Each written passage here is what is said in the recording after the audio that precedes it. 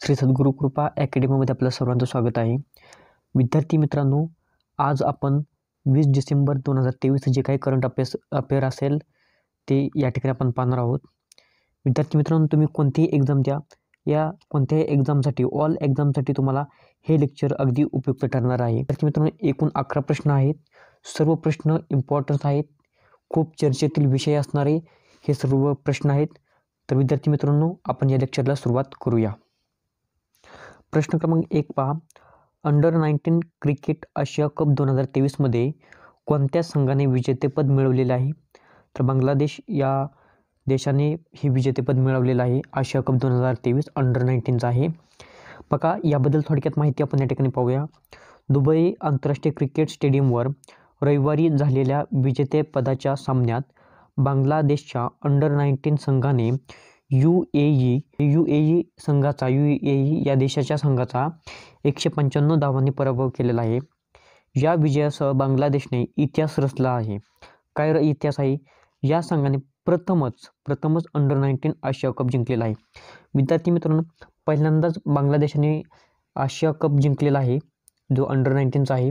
त्याच्यामुळे हा विषय अतिशय चर्चेतला आहे आणि त्याच्यावरती प्रश्न चांगल्या प्रकारे तयार होत आहे. प्रश्न क्रमांक 2 पहा. शेख हसन खान या भारतीय व्यक्तीने कोणते शिखर यशस्वीपणे सर केलेले आहे? तर माउंट विल्सन हे शिखर त्यांनी यशस्वीपणे चढलेलं आहे. तर बघा, या शिखराबद्दल आपण थोडक्यात माहिती पाहू. या ठिकाणी अंटार्क्टिकाचे हे सर्वोच्च शिखर आहे. याची उंची किती आहे? 4892 मीटर आहे. महत्त्वाचा पॉईंट आहे. त्याचप्रमाणे बघा, K2 हे भारतातील सर्वात उंच शिखर आहे. हा पण पॉईंट महत्त्वाचा आहे. माउंट एव्हरेस्ट हे जगातील सर्वात उंच पर्वत आहे आणि त्याची उंची किती आहे? 8848 मीटर आहे. हा पण पॉईंट तुमच्यासाठी महत्त्वाचा आहे. यानंतर प्रश्न क्रमांक 3 पहा. राष्ट्रीय ऊर्जा संरक्षण पुरस्कार NECA 2023 कोणाला देण्यात आला आहे? तर रिलायन्स निप्पॉन लाईफ इन्शुरन्स या कंपनीला हा पुरस्कार देण्यात आलेला आहे. का हा पुरस्कार देण्यात आलेला आहे?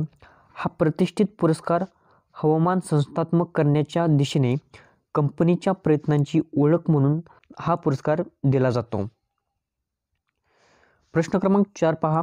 डिसेंबर 2023मध्ये छत्तीसगड विधानसभाचे अध्यक्ष म्हणून कोणाची निवड करण्यात आलेली आहे? तर रमण सिंह यांची निवड करण्यात आलेली आहे. या ठिकाणी फोटो पाहायचा आहे तुम्हाला. आता छत्तीसगडबद्दल थोडक्यात माहिती पाहूया. छत्तीसगडचे मुख्यमंत्री कोण विचारलं तर विष्णुदेव साय हे छत्तीसगडचे नवीन मुख्यमंत्री आहेत. राज्यपाल कोण आहेत? विश्वभूषण हरिश्चंद्रन हे आहेत. प्रश्न क्रमांक 5 पहा. कोणत्या व्यक्तीच्या निधनानंतर भारताने 1 दिवसाचा राजकीय दुखवटा जाहीर केलेला आहे? तर शेख नवाब यांच्या निधनामुळे राजकीय दुखवटा पाळण्यात आलेला आहे. तर बघा, त्यांच्याबद्दल थोडक्यात माहिती पाहूया. वयाच्या 86व्या वर्षी त्यांचं निधन झालेलं आहे.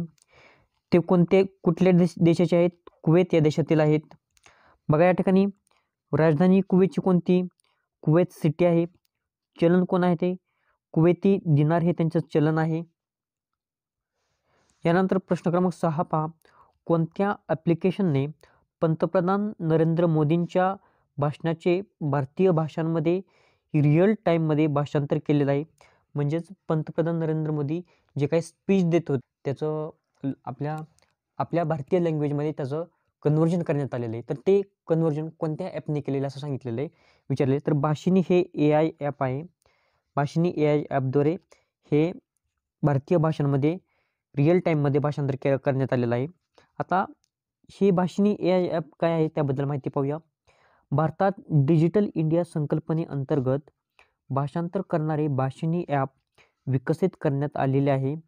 या ॲपमध्ये आपण ज्या भाषा बोलतो त्यांचे भाषांतर करणे शक्य आहे. आता प्रश्न क्रमांक 7 पाहूया. गोवा मुक्ती दिन कधी साजरा केला जातो? तर 19 डिसेंबर रोजी गोवा मुक्ती दिन साजरा केला जातो. पहा, याचं कारण काय आहे या ठिकाणी पाहूया. 19 डिसेंबर 1961 रोजी गोवा पोर्तुगीजांपासून मुक्त झाला आणि भारताचा अविभाज्य भाग बनला. त्यामुळे दरवर्षी 19 डिसेंबर हा दिवस साजरा केला जातो. आता गोव्याबद्दल थोडक्यात माहिती पाहूया. गोव्याचे राज्यपाल कोण आहेत? PS श्रीधरन पिल्लई आहेत. मुख्यमंत्री कोण आहेत? प्रमोद सावंत आहेत. विद्यार्थी मित्रांनो, तुम्हाला कमेंट सेक्शनमध्ये सांगायचं आहे, गोव्याची जी काही राजधानी आहे त्या राजधानीचं नाव काय आहे हे तुम्हाला कमेंट सेक्शनमध्ये सांगायचं आहे. विद्यार्थी मित्रांनो, आपण डिसेंबर या महिन्यातील इतर काही डेज इम्पॉर्टन्स आहेत ते या ठिकाणी पाहूया. 1 डिसेंबर हा जागतिक एड्स दिन म्हणून सेलिब्रेट केला जातो. याची सध्याची 2023 मधील थीम काय आहे? Late communities lead. इम्पॉर्टन्स आहे, विचारलं जाऊ शकतो तुम्हाला. त्याचप्रमाणे याच 1 डिसेंबरला BSF स्थापना दिवस आहे. 2 डिसेंबरला जागतिक संगणक साक्षरता दिवस आहे. त्याचप्रमाणे राष्ट्रीय प्रदूषण नियंत्रण दिवससुद्धा आहे. आणि तिसरा 2 डिसेंबरला कोणता दिवस आहे? तर आंतरराष्ट्रीय गुलामगिरी निर्मूलन दिवस आहे. यानंतर 3 डिसेंबर हा जागतिक अपंग दिन म्हणून साजरा केला जातो. 4 डिसेंबरला भारतीय नौदल दिन म्हणून साजरा केला जातो. 5 डिसेंबर जागतिक मृदा दिन, राष्ट्रीय स्वयंसेवक दिन. 6 डिसेंबरला महापरिनिर्वाण दिन सेलिब्रेट केला जातो. 7 डिसेंबरला सशस्त्र सेना ध्वज दिन, आंतरराष्ट्रीय नागरी उड्डाण दिन. 8 डिसेंबरला बोधी दिन असतो. 9 डिसेंबरला आंतरराष्ट्रीय भ्रष्टाचार विरोधी दिवस असतो. 10 डिसेंबर मानवाधिकार दिवस असतो. 11 डिसेंबर आंतरराष्ट्रीय पर्वत दिवस असतो. 12 डिसेंबर सार्वजनिक आरोग्य कव्हरेज दिवस असतो. 14 डिसेंबर राष्ट्रीय ऊर्जा संवर्धन दिवस असतो. प्रश्न क्रमांक 8 पहा. कोणता खेळाडू IPL इतिहासातील सर्वात महाग खेळाडू ठरलेला आहे? तर मिचेल स्टार्क हा IPL इतिहासातील सर्वात महाग खेळाडू ठरलेला आहे. हे ऑस्ट्रेलिया या देशातील खेळाडू आहे. 24.75 कोटी रुपये त्यांना भेटलेले आहेत. कोलकाता नाईट रायडर्स या कंपनी त्यांना घेतलेला आहे. त्याचप्रमाणे बघा, पॅट कमिन्स हे सेकंड नंबरचे आहेत. हे पण ऑस्ट्रेलिया प्लेयर आहे. 20.50 कोटी त्यांचं ठरलेलं आहे. 20 कोटी किंमत ठरलेली आहे. आणि सनरायझर्स हैदराबादने त्यांना विकत घेतलेला आहे. त्याचप्रमाणे पहा, सर्वात महागडा भारतीय खेळाडू कोण? तर हर्षल पटेल आहे. पंजाब किंग्सने घेतलेला आहे आणि 11.75 कोटीला घेतलेला आहे. यानंतर प्रश्न क्रमांक 9 पहा. इजिप्तमध्ये राष्ट्रपती पदाची निवडणूक झालेली असून नवीन राष्ट्रपती म्हणून कोणाची नियुक्ती करण्यात आलेली आहे? तर अब्देल फताह एल सिसी यांची निवड ही राष्ट्रपती निवड म्हणून करण्यात आलेली आहे. इजिप्तची राजधानी विचारली तर कैरो ही इजिप्तची राजधानी आहे. आणि चलन कोणतं आहे? इजिप्तियन पाऊंड हे त्यांचं चलन आहे. या ठिकाणी प्रश्न क्रमांक 10 पहा. अर्थव्यवस्थेच्या बाबतीत भारतातील प्रथम राज्य कोणते आहे? तर महाराष्ट्र हे भारतातील प्रथम राज्य ठरलेलं आहे. द्वितीय विचारलं तर उत्तर प्रदेश हे ठरलेलं आहे. पहा, या ठिकाणी काही इतर माहिती पाहूया. देशाच्या एकूण GDPच्या महाराष्ट्राचा GDP किती आहे? 15.7%. ते प्रथम क्रमांकाचं राज्य आहे ज्याची अर्थव्यवस्था सर्वात मोठी आहे भारतामध्ये. द्वितीय क्रमांक उत्तर प्रदेश आहे.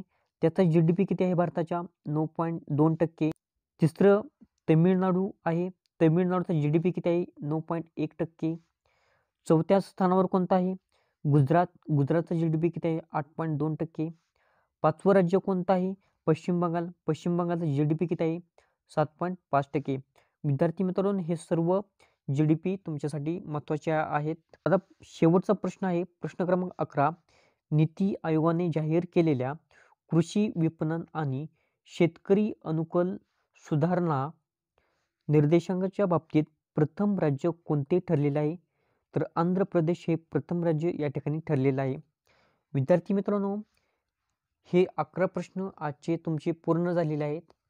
त्याचप्रमाणे विद्यार्थी मित्रांनो, तुम्हाला या व्हिडिओची जर PDF घ्यायची असेल तर PDF घेण्यासाठी तुम्हाला टेलिग्राम चॅनल जॉईन करणं अतिशय महत्त्वाचं आहे. टेलिग्रामची लिंक तुम्हाला देण्यात आलेली आहे. टेलिग्रामची लिंक ही या व्हिडिओच्या डिस्क्रिप्शन बॉक्समध्ये, त्याचप्रमाणे या व्हिडिओच्या कमेंट सेक्शनमध्ये आहे. तरी सर्वांनी या व्हिडिओला लाईक करायचं आहे, शेअर करायचं आहे, तुमच्या सर्व मित्रांसोबत शेअर करायचं आहे. या चॅनलला सबस्क्राईब जरूर करा. त्याचप्रमाणे PDF घ्यायची असेल तर टेलिग्राम चॅनल जॉईन करून घ्या. टेलिग्रामची लिंक या व्हिडिओच्या डिस्क्रिप्शन बॉक्समध्ये त्याचप्रमाणे कमेंट सेक्शनमध्ये सुद्धा देण्यात आलेली आहे.